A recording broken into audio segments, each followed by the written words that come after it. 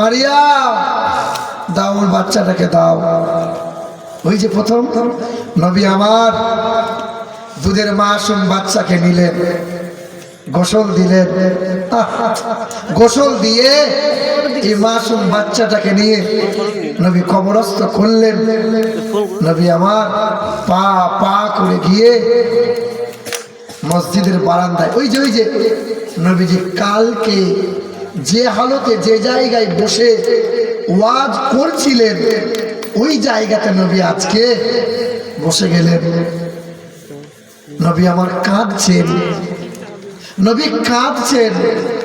আব্দুল্লাহ নামক এক সাহাবী বাচ্চা ছেলের মতো গিরগিরিয়ে নবীজির সামনে গেলেন আর গিয়ে বললেন, ইয়া রাসূলুল্লাহ আপনি কাঁদিয়েন না। বলে, আব্দুল্লাহ তুমি কেন কাঁদছো? বলে, আপনার ইয়া রাসূলুল্লাহ ইয়া হাবিবাল্লাহ সকালে ঘুম থেকে যদি আপনাকে না দেখি আমার দিন ভালো যায় না, রাতের বেলায় আপনার চেহারা দর্শন না পেলে আমার রাত কাটে না, আপনাকে সবচেয়ে বেশি ভালোবাসি, দয়া করে আপনি কাঁদিয়েন না। ভাইরা আমার, আল্লাহ রাসূল চোখের পানি ফেলেছিলেন সন্তানের জন্য, কিন্তু কোনোদিন কখনো এই উম্মতকে নবী ভুলে যায় না। আমরা প্রতি বছর ওয়াজ মাহফিল দিচ্ছি বাবা, কত রং বেরঙের বক্তা নিয়ে আসছি আমরা। শুধু ওয়াজ শুনলে হবে না বাপ, যতদিন বেঁচে আছো আল্লাহ রসুল আল্লাহ কোরআনে বললেন নবী যা দেবে গ্রহণ করো, আর নবী বললেন আমার আদর্শকে তোমরা ভালোবাসো। নবী যেমন খেতে বলেছে ওই রকম খাবার খাবো, নবী যেমন পোশাক পরতে বলেছে ওই রকম পরবো, নবী যেমন চলতে বলেছে ওই রকম চলবো। নবীর সুন্নতের উপরে চলবে যারা আল্লাহর নেক বান্দা হলো তারা, আর নেক বান্দা যারা পৃথিবীতে অপমানিত হবে না তারা। এবার তাহলে আল্লাহর কয় ঘোষণা? দুই, এক মুহাম্মদ রাসূলুল্লাহ, দ্বিতীয় হলো কালামুল্লাহ। ইনশাআল্লাহ নবীর আদর্শ আর কোরআন নিজেরা পড়বো বাপ। এই তো বুড়ো হয়ে গেলেন, কোরআন পড়তে জানেন না। আরে কমসম কোরআনটাকে তো হাত বুলাতে পারে।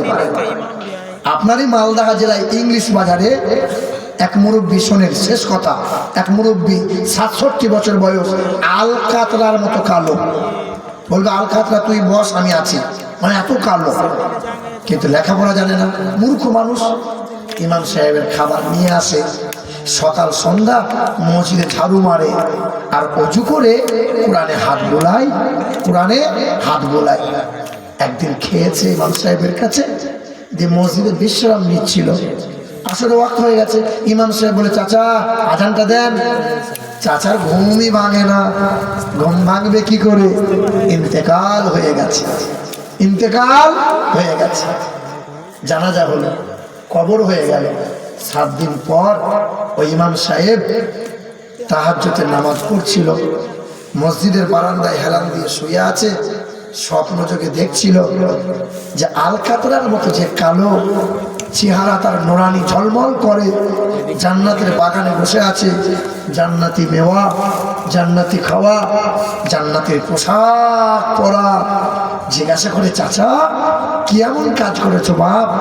বলে, কাজ তেমন করতে পারি নাই, কোরআনে হাত বুলিয়েছিলাম আর কোরআনকে বুকে নিয়ে মালিকের দরবারে কেঁদেছিলাম। আল্লাহকে বলেছিলাম, আল্লাহ চোখ থাকতে অন্ধ, তোমার কালামকে পড়তে পারলাম না, কিন্তু তোমার কোরআনকে ভালোবাসি, মরণ পর্যন্ত কোরআন আঁকড়ে নিয়েছিলাম।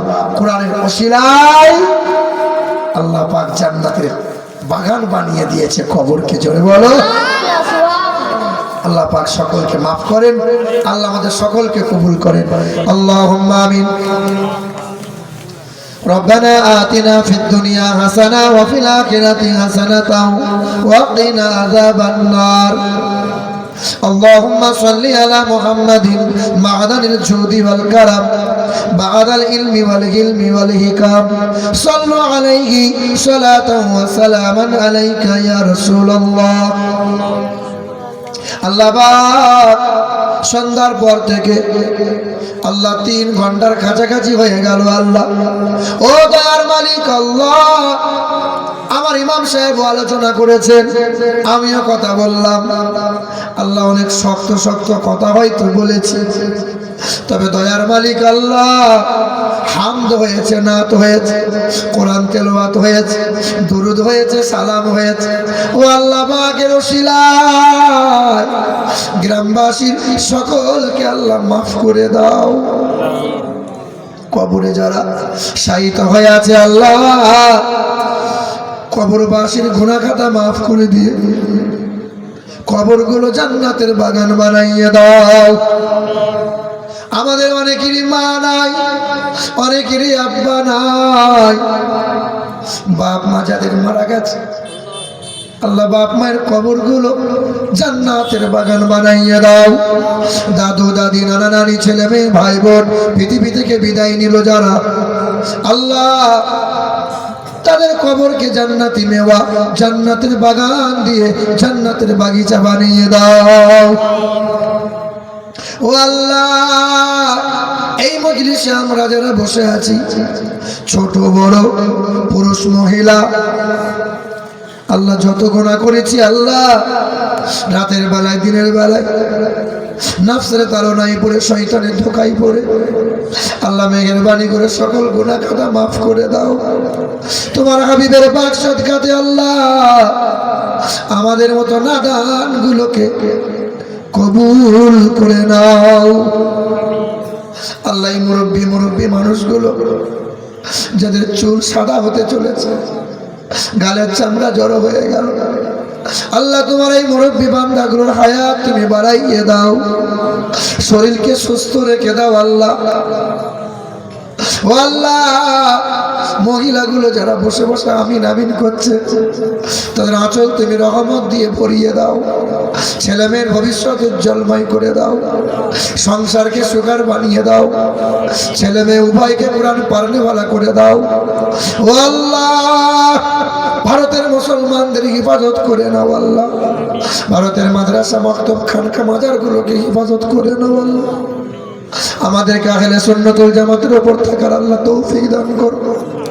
আল্লাহ, পৃথিবী থেকে বিদায় নিতে হবে আল্লাহ, বিদায় যখন নেওয়ার সময় হবে দিনটা যেন জুম্মার দিন হয়, যাওয়ার যখন সময় হবে জবানে যেন কালেমা নসিব হয়।